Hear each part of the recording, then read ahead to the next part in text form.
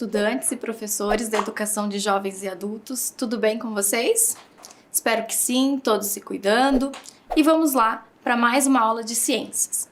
Sou a professora Daniele e hoje nós vamos falar um pouquinho sobre o nosso céu, sobre os astros, o universo, a astronomia. Então, para começar, eu trouxe um pensamento. Lembre-se de olhar para o alto, para as estrelas e não para baixo, para seus pés. Tente achar sentido no que vê e pergunte-se a razão da existência do universo. Tenha curiosidade. Essa frase é do Stephen Hawking, que a gente já conheceu ele em outras aulas. Um físico, cosmólogo que estuda muito os cosmos, o universo. Mesmo com suas limitações físicas, ele teve uma doença degenerativa, ele se dedicou muito a estudar a astronomia, o cosmos, os buracos negros e fez importantes contribuições para a história do conhecimento do espaço. Então olha lá, nosso tema de hoje, Terra e Universo. Noções de cosmologia, astronomia e astronáutica. Qual será a diferença desses termos? Cosmologia, eu estou falando do que? Astronomia e astronáutica. Nós já vamos ver. Então, começando pela cosmologia. O que é? Cosmologia é a ciência que estuda o universo como um todo, como ele se formou, suas grandes estruturas, como acontece e a sua evolução. Então, a cosmologia vai buscar entender tudo isso que a gente não vê, como estamos suspenso no espaço, como que um corpo orbita ao redor do outro, como que o universo expande. Então isso, lá antigamente, no século XX, por volta de 1908, acreditava-se que o universo era estático, que o planeta Terra também não se movia. Porém, já haviam estudos e outros curiosos que acreditavam que era o contrário, que existia um movimento constante e que o universo não era estático. Então, a partir de 1916, Albert Einstein apresentou a sua teoria. Lembram, então, da importância da ciência, dos estudos? Nós até comentamos do método científico. Tudo começa pela observação. Então, observando os céus, o dia, a noite, as mudanças das estações, as mudanças do tempo. Ele começou a se perguntar como é que funcionava tudo isso no universo, como é que era fora da Terra. Então, a partir dessa teoria, que começou a se pensar no universo e como era esse funcionamento dos cosmos e da astronomia. Então, uma teoria que surgiu sobre como tudo começou. Então, uma grande curiosidade da humanidade sempre foi saber como que tudo começou, de onde viemos, para onde vamos, como que funciona essas questões que estão fora do nosso olhar, fora do que a gente conhece aqui do planeta Terra. Então, uma teoria que surgiu foi a teoria do Big Bang, a grande explosão. O que será essa teoria? Olha só. Então, podemos pensar na evolução do atual universo. Então, esse universo que a gente tem hoje, que hoje conhecemos, ele passou por um processo, como um filme, rodando de trás para frente. Percebemos que no passado as galáxias estavam mais próximas umas das outras. Portanto, houve um momento em que todas as galáxias estavam juntas, com a aproximação das galáxias umas das outras. O universo fica cada vez mais denso. Então, tudo isso, todos esses corpos, eles terão ali componentes químicos, trocas de reação de energia e tudo isso vai gerando explosões e a teoria explica que houve um afastamento, olha lá, o universo fica cada vez mais denso também, devido a essa compressão, então, ali do ar, do oxigênio, hidrogênio, os componentes que estão no universo. Ele fica mais quente e nasceu assim, então, a teoria do Big Bang.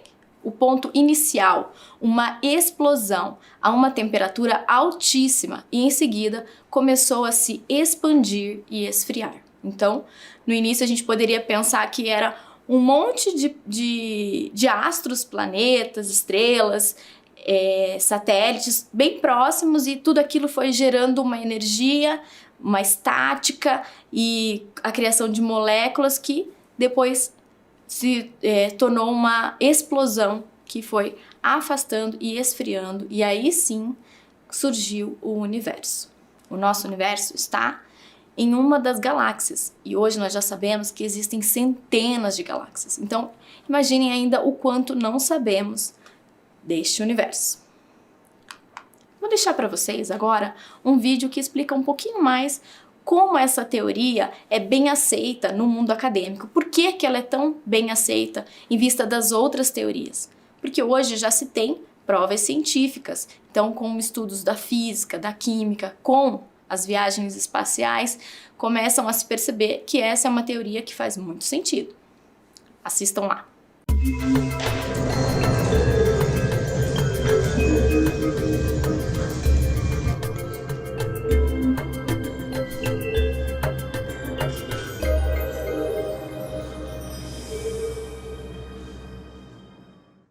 Big Bang foi o nome dado a um provável evento que ocorreu há cerca de 13,7 bilhões de anos atrás, segundo os nossos modelos atuais. De um modo mais amplo, ele representa uma teoria que explica a origem e o desenvolvimento do universo. Apesar da expressão Big Bang ser traduzida como grande explosão, a coisa toda é um pouco mais complexa, porque o espaço e o tempo também surgiram nesse evento. A expansão do universo não se deu como uma explosão comum. Os primeiros instantes de existência do universo foram fundamentais para o seu desenvolvimento e ocorreram de uma maneira muitíssimo rápida para os nossos padrões de medidas de tempo. Logo depois do Big Bang, seguiu-se uma curta, mas significativa inflação com aumento rápido do tamanho do universo. Inicialmente, aconteceu uma era de radiações, seguida por uma era de dominação da matéria. O universo se expandiu e começou a resfriar, mas com 1/10 de segundo de existência, ele tinha ainda uma temperatura equivalente a 1 trilhão de graus. Foi a partir daqui que surgiram as partículas que resultaram depois nos átomos de hidrogênio e hélio. Já estávamos pelo 3º minuto de vida do universo. Depois disso, o resfriamento continuou e a rapidez das transformações diminuiu.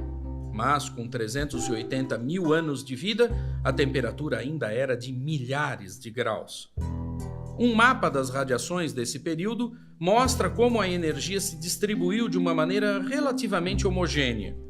Os átomos formaram grandes massas gasosas e delas surgiram as primeiras estrelas, galáxias e as grandes estruturas do universo.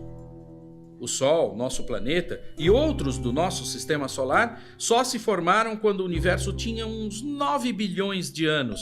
Somos bem mais jovens do que o Big Bang. Os cientistas que lançaram a ideia do universo em expansão imaginaram que ele se transformava em ritmo constante desde o seu início. Em 1998, observações mostraram que essa expansão é acelerada, só explicada com a existência de um tipo de matéria e de energia chamadas até agora de matéria e energia escuras. Não temos certeza de que a teoria do Big Bang seja verdadeira ou definitiva.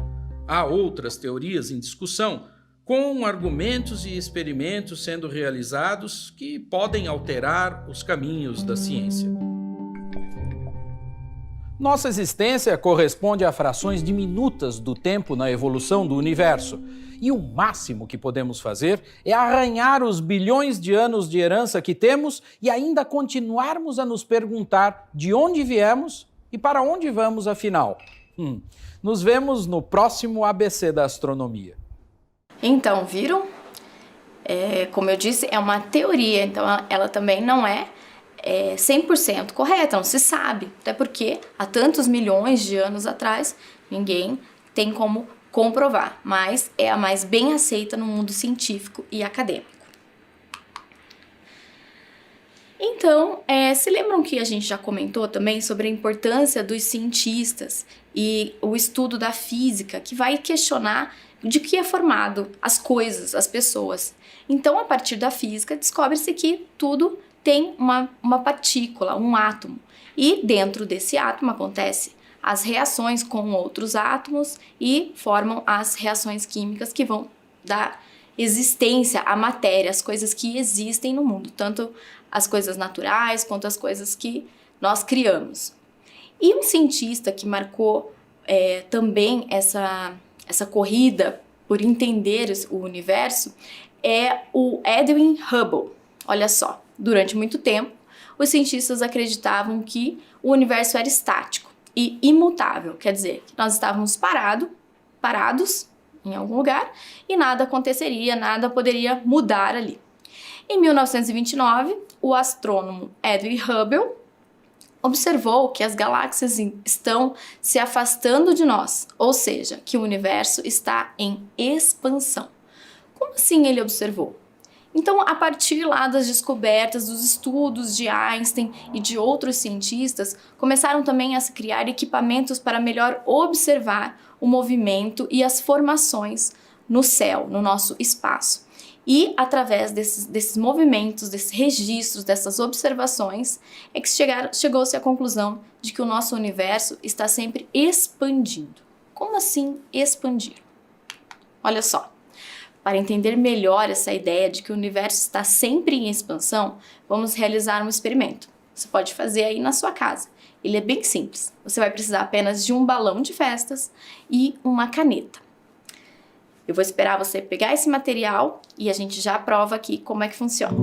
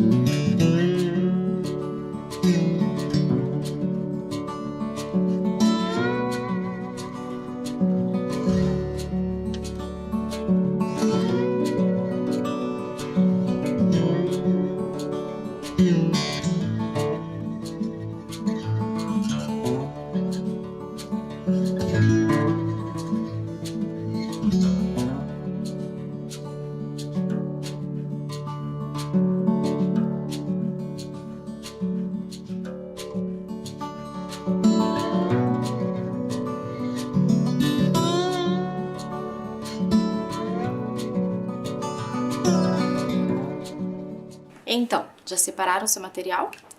É bem simples. Agora, com a caneta, você vai fazer bolinhas no balão ainda vazio.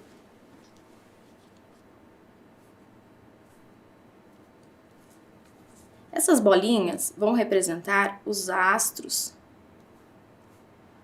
e as nebulosas, as formações do espaço. Então, segundo a teoria de Hubble, o universo começa a se expandir. Então, a partir do Big Bang, que houve a grande explosão, eles foram expandindo e está sempre em expansão. Como assim?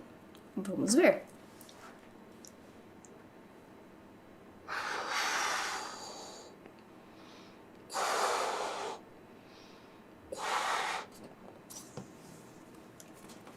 Conseguem observar? Então, os pontinhos que eu tinha feito bem pertinho um do outro, representando os astros, a partir da hora que eu enchi, ele foi expandindo, então foi espalhando. Então, seria isso o que acontece no universo também. Aqui, a gente trouxe também um balão com LED, que aí seria mais para representar a diversidade de cores também que tem no universo. Como a gente enxerga aqui da Terra, às vezes, um pontinho mais avermelhado, um pontinho mais azulado, porque depende ali das reações químicas, né, dos gases que estão acontecendo ali em volta dos astros.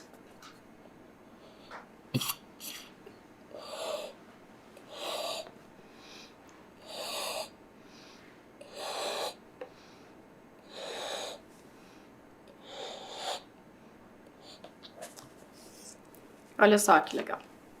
Aí aqui já dá para ver os pontos mais coloridos e também com o efeito das luzes ali. Seria a ideia, então, de como os astros se afastam e estão em expansão no universo e sempre em movimento nas galáxias. Então, esse experimento vai representar a expansão do universo. Então, quando você estiver enchendo, vai observando ali os pontinhos que você mesmo fez, que é uma boa representação de como acontece mesmo. Seguindo lá, olha só. O universo, então, é o quê? O universo é tudo que existe. O espaço, o tempo e todas as formas de matéria e energia. O universo conhecido é formado por galáxias, estrelas, nebulosas, planetas, satélites, cometas, asteroides e radiações. O universo atualmente conhecido contém cerca de 100 bilhões de galáxias, incluindo a nossa, a Via Láctea. Calcula-se que o universo tenha cerca de 13 bilhões de anos. Então lembram lá que eu falei? Então a teoria do Big Bang acredita que essa explosão aconteceu há 13 bilhões de anos atrás. Então a ciência que estuda a origem, a estrutura e a evolução do universo recebe este nome, o nome de cosmologia. O estudo, então, a ciência dos cosmos. Você já olhou para o céu, observou uma noite estrelada? Então, a nossa galáxia recebe este nome de Via Láctea e é possível perceber ali os traços dela a olho nu, num ambiente bem limpo, né? Num céu bem limpo, em uma posição privilegiada, é possível ver, e ela tem esse nome mesmo por essa junção dos astros que dá um aspecto leitoso, então é a Via Láctea. Ao olhar o céu em uma noite sem nuvens e longe das luzes da cidade, temos a sensação de que o universo é infinito. Além das estrelas, quando olhamos mais atentamente, percebemos uma faixa leitosa que atravessa o céu.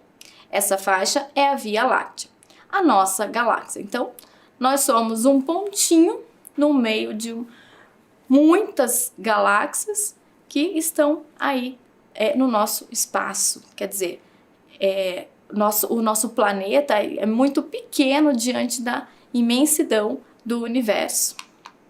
Olha lá, então essa faixa é a Via Láctea. O nosso planeta é mais um astro em processo ali, orbitando nessa galáxia. Então a Via Láctea tem uma forma achatada, como uma panqueca, com as estrelas distribuídas em braços espirais. Então essa é uma representação de como seria a nossa galáxia e como ela funciona, como ela se mantém. A concentração de estrelas não permite a identificação individual delas, então elas estão todas muito próximas, resultando na aparência leitosa, que dá origem ao nome da nossa galáxia, que é apenas uma entre bilhões de outras galáxias que existem no universo. Então veja ali, a gente colocou um pontinho dizendo que ali seria o nosso universo, em torno o nosso sistema, em torno do Sol, porque é impossível identificar ali cada estrela, porque há muitas e estão todas muito próximas dentro da galáxia. Vou deixar para vocês agora mais um vídeo explicando um pouquinho melhor como que é esse funcionamento das galáxias.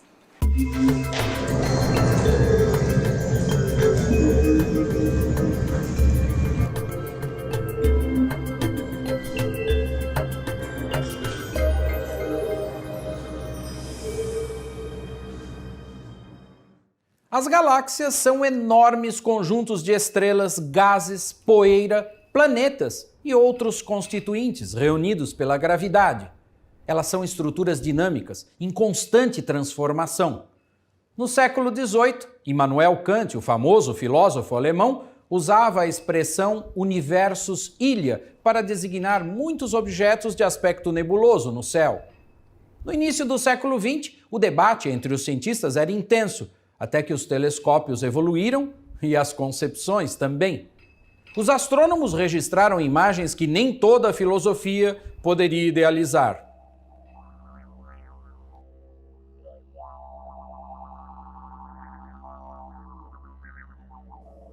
A classificação mais conhecida para as galáxias leva em conta a sua forma e foi criada por Edwin Hubble no início do século passado. Em linhas gerais, ele as reuniu em grandes grupos de acordo com seus formatos e subdivisões: elípticas, espirais e irregulares. Vamos usar a imagem de uma espiral típica para ter referência do que vem a ser uma galáxia dessa categoria. O bojo é a região em torno do núcleo da galáxia e concentra grande quantidade de matéria e energia.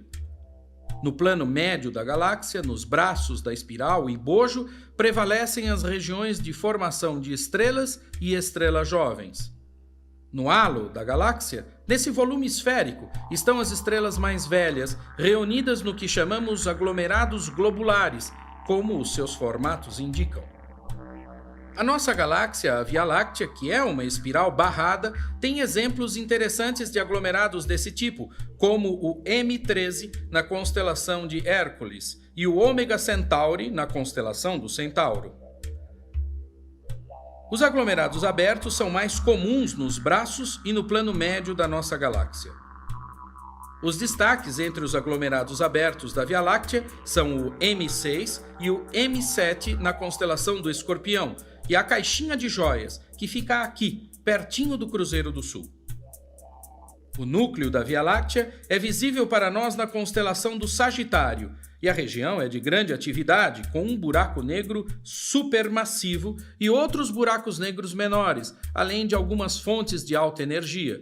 Essas constatações reforçam a ideia de que muitas galáxias podem ter buracos negros em seus núcleos. Conseguimos enxergar algumas galáxias a olho nu. É o caso da Grande e da Pequena Nuvem de Magalhães, galáxias satélite da nossa. 10 vezes mais distante e também visível sem auxílio de instrumentos ópticos, está a galáxia de Andrômeda, cujo aspecto geral se aproxima da nossa galáxia.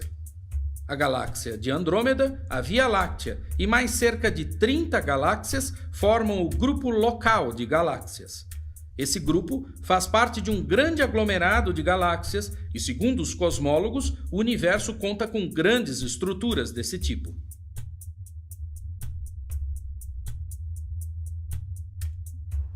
Galáxias com grande atividade em seus núcleos, galáxias mais brilhantes em frequências que não enxergamos e colisões espetaculares com resultados que desafiam as simulações em nossos computadores são alguns dos mais recentes desafios para a pesquisa. Suposições, perguntas e pesquisas são atitudes típicas de quem vive no nosso universo ilha, olhando na noite escura essas maravilhosas companheiras da Via Láctea. Até o próximo programa. Certo? Então viram a imensidão dessas galáxias e como ainda há muito que se descobrir, os buracos negros, as outras galáxias, a gente já começa a se pensar, será que existem vidas fora do planeta Terra? Será que é possível? Se existem outros universos, no nosso sistema solar, não. Os planetas que nós já conhecemos, os cientistas já investigam, ainda não é possível identificar vida, mas quem sabe em outras galáxias. E para iniciar nosso registro de hoje, vou pedir que vocês peguem lá no caderno, anotem a data e coloquem ciências. E já podem anotar. Essa é a nossa única tarefa de hoje. Pedir para que vocês observem uma noite de céu estrelado e registre com fotos, desenho ou escrita o que você percebeu. Será que você consegue identificar ali a nossa Via Láctea ou alguma constelação que você conhece? Registrem lá e a gente já volta.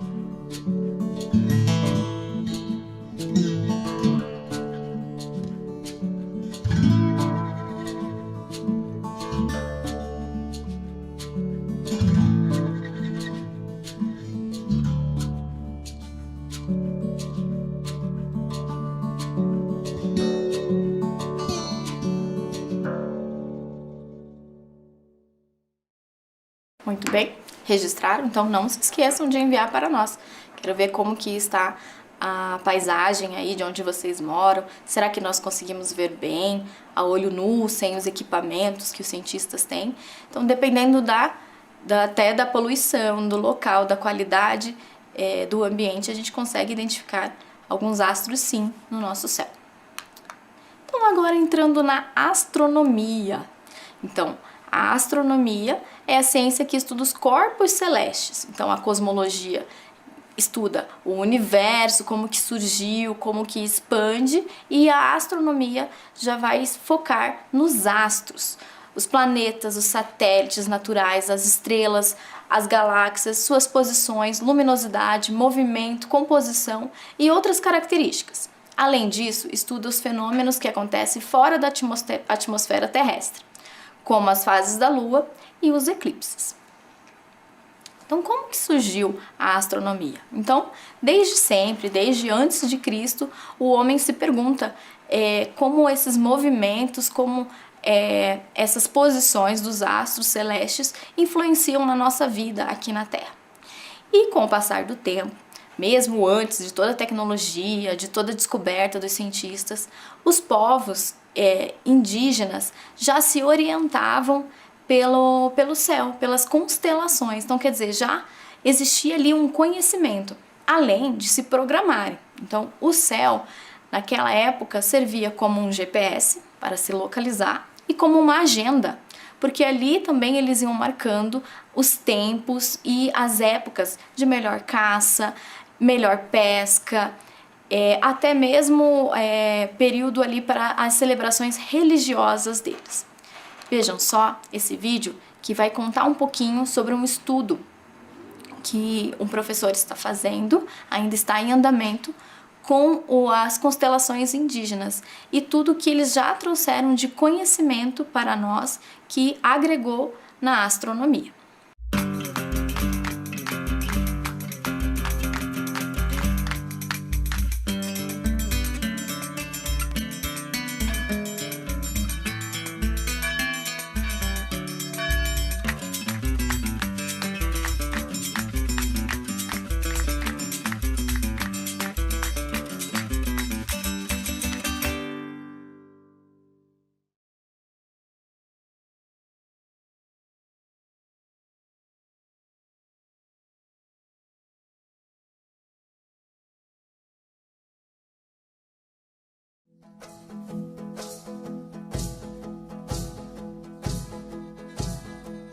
Para os povos do passado, um eclipse solar, a passagem de um cometa ou uma chuva de meteoros estavam associados à ira dos deuses e eram capazes de espalhar o pânico por civilizações inteiras. Mas o céu não era só mensageiro de maus presságios. Antigas civilizações logo aprenderam que podiam utilizar as observações celestes para se organizar. Perceberam que podiam contar com a posição do Sol e as fases da Lua para determinar a melhor época para a caça, a pesca, a lavoura e a colheita. Contavam com as estrelas para se orientar no espaço e determinar a melhor época de dar à luz os seus filhos. Homens e mulheres procuravam viver em harmonia com os deuses do universo e atribuíam a eles formas e figuras terrestres. Histórias desses seres se incorporavam às lendas locais e eram contadas em noites de rituais. Crianças e jovens buscavam nos mais velhos explicações para o inexplicado. Tudo que está no céu está também aqui na terra, diz o sábio pajé.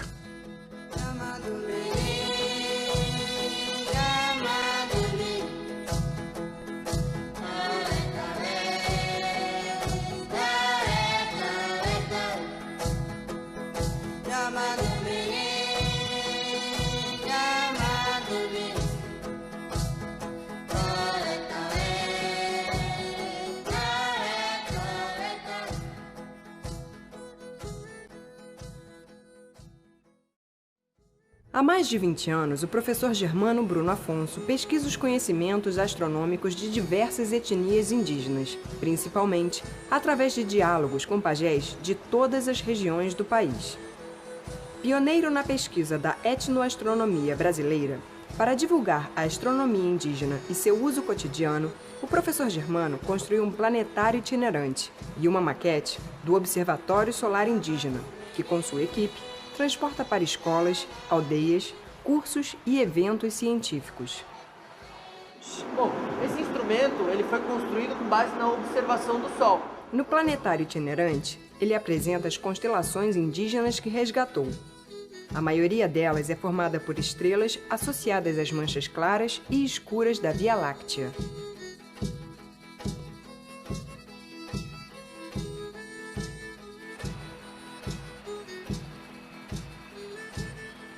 Para o intercâmbio de conhecimentos, a Prefeitura de Garopaba convidou os índios Guarani-Mbiá, da aldeia de Biguaçu, para conhecerem a cidade, o planetário e o Observatório Solar Indígena. Nesta aldeia, vive o pajé Verá Tupã, profundo conhecedor da astronomia indígena e de sua relação com o meio ambiente. Ele aceitou o convite para assistir às apresentações do professor Germano e complementá-las com seus conhecimentos. E aproveita para abençoar o planetário.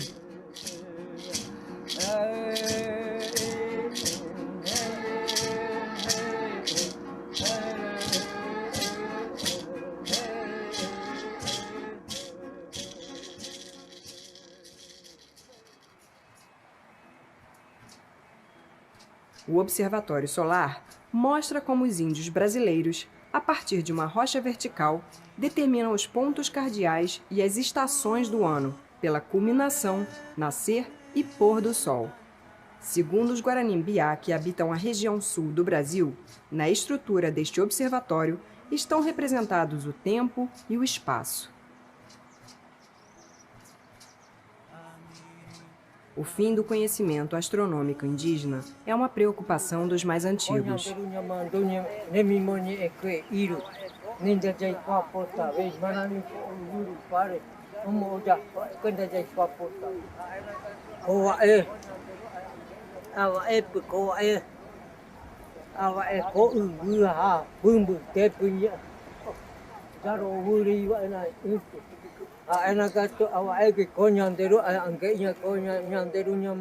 A tradição oral, hoje substituída pelos costumes modernos, trouxe o descaso dos mais jovens, que não se interessam mais em saber das velhas lendas contadas pelos anciãos.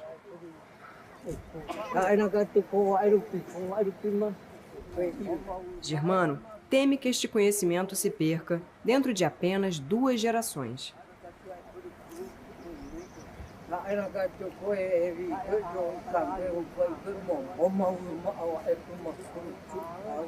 O pajé Verá Tupã se entristece, pois não deseja testemunhar a extinção de sua cultura.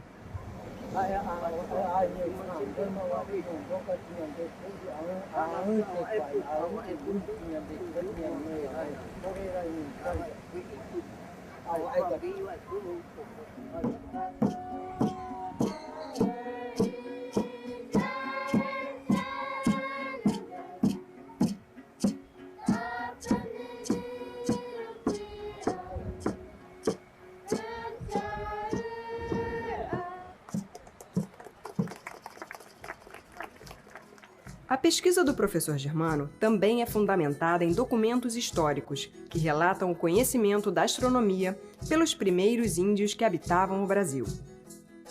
No livro História da Missão dos Padres Caputinhos na Ilha do Maranhão e Terras Circunvizinhas, publicado em Paris em 1614, o autor Claude d'Abbeville relatou que os Tupinambá atribuem à Lua o fluxo e o refluxo da maré e distinguem muito bem as 2 marés cheias, que se verificam na lua cheia e na lua nova, ou poucos dias depois.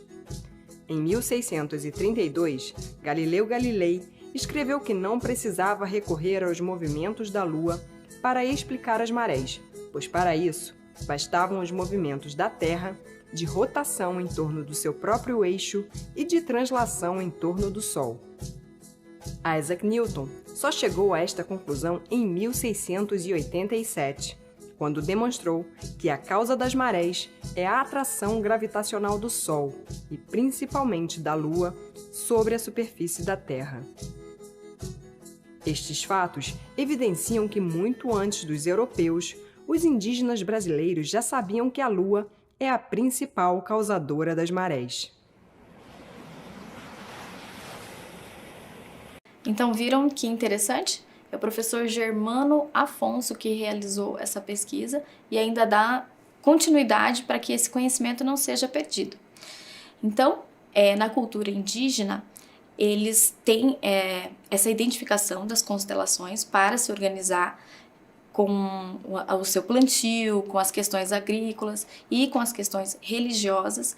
E aí começa a se interver com os conceitos também de astrologia, que é quando os astros recebem uns aspectos místicos.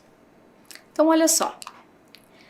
Na leitura que nós conhecemos, algumas posições, algumas constelações recebem os nomes de signos, né? Constelação de Sagitário, de Libra, porque essa é uma configuração grega que veio lá do Ocidente, que trouxe esse conhecimento para nós e foi repassado. Mas a maioria das culturas indígenas, não só do Brasil, tem a sua própria leitura dessas constelações. Então, olha só. Os Tupinambás do Maranhão afirmavam que a ema procurava devorar 2 estrelas que ficavam perto do bico da ave. Então, quando Cláudio de Abbeville entrevistou a tribo em 1612, ele chamou a constelação de avestruz. Mas como a avestruz não é aqui da nossa região, ela é conhecida também como a constelação da ema. Então, ela é bem importante para a cultura indígena, ela vai marcar ali o início do inverno. E aqui é o homem velho, então também para eles tem um significado que seria o início do verão. E assim eles podiam se organizar conforme a necessidade e a programação, né, da comunidade indígena. Então o homem velho, como chama a outra constelação, formada de muitas estrelas semelhantes a um homem velho pegando um bastão. A partir de relatos indígenas brasileiros, representa um homem cuja esposa estava interessada no seu irmão. Para ficar com o cunhado, a esposa matou o marido, cortando-lhe a perna. Os deuses ficaram com pena do marido e os transformaram em constelação. Então, sempre ligado ali a um mito, a uma cultura mística. E a representação também que eles falam ali do caminho das antas, que seria a nossa Via Láctea, mas para a cultura indígena é bem o traçado de uma anta. Como fica totalmente dentro da Via Láctea, chamado pelos índios de caminho das antas, da anta, chamado de anta do norte, pois há outras constelações com o nome de anta dentro da astronomia tupi-guarani. Então vejam quanto conhecimento e conjuntamente com essa pesquisa, há um movimento de passar esses ensinamentos, né, dos pajés para as futuras gerações, para que não se percam esse conhecimento. Então, ali a gente conversou um pouquinho sobre a astronomia e a astrologia. Então, as duas vão estudar os astros. Porém, a astronomia, ela tem uma fidelidade científica, então ela é baseada em tudo que foi comprovado cientificamente. Então, que o nosso sistema solar funciona num movimento de corpos celestes, que alguns têm os seus satélites naturais. Então, por exemplo, a nossa Terra tem o satélite natural, a Lua, alguns planetas não têm. Mercúrio, por exemplo, é um planeta que não tem nenhum satélite natural. Saturno já é um grande planeta, né? Um planetão, e ele tem 53 luas. Então isso tem muito a ver com a força, com a massa, a densidade desse planeta, que acaba tendo uma capacidade gravitacional, uma força gravitacional maior. Então por isso atrai mais corpos celestes, então por isso atrai mais satélites. Ok? Então, para deixar bem claro, então, a astronomia não é a astrologia, tá? Então, a astronomia é toda fundamentada em observação, em estudo, em técnica, em comprovação científico. A astrologia, ela também contribuiu bastante para a astronomia, principalmente com esses relatos, com esses registros dos povos antigos. Porém, ela se mistura um pouquinho com o misticismo, com a fé, que para a cultura indígena é normal, porque fé e ciência para eles não se separa. Céu e terra não estão separados. Então, é uma maneira de entender o mundo, uma maneira de compreender o universo, mas que aí acaba sendo cultural. Então, a astrologia, não a indígena, a astrologia grega e da europeia também, ela vai se fundamentar em signos. E aí vai identificar nas constelações os signos de Áries, de Escorpião, Capricórnio.